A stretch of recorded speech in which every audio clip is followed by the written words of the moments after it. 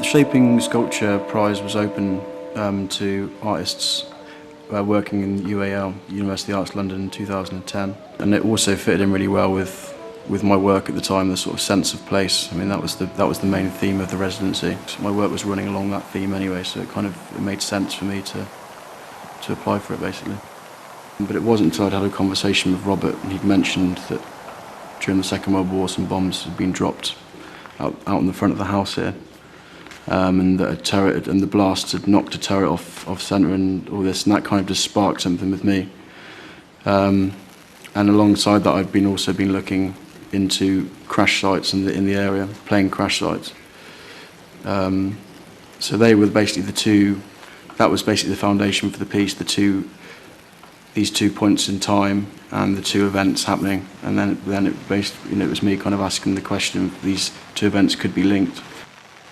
After quite a long walk, came across the brow of a hill, and then you basically see a little post, and there's 4 piles, almost like cairns, of wreckage. Coming across the site for the first time was very moving for me. It's really fascinating there. And from the crash site, you can look straight, you can look north, straight back up towards Jupiter. There were a couple of reasons why this spot felt right. One was that from here you could see the hill, Hare Hill, 6 miles away. That's where the plane crashed, and it was the only spot really in the park you could see it. Secondly, the actual bombs were dropped not far from here.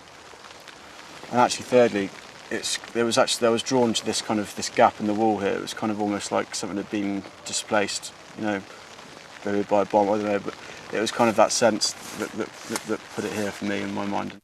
The piece basically exists in 2 places.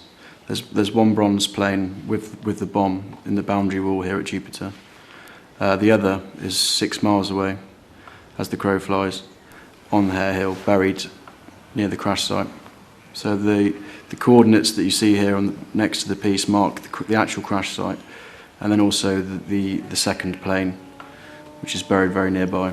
I've made probably 3 or 4 pieces about separate sort of plane crash sites to date, so it's kind of something that I'm leaving alone for now.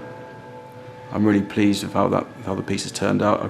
If the piece wasn't so successful, maybe I'd be more sort of driven to carrying on with these sort of themes, but at the moment I'm really happy with that. So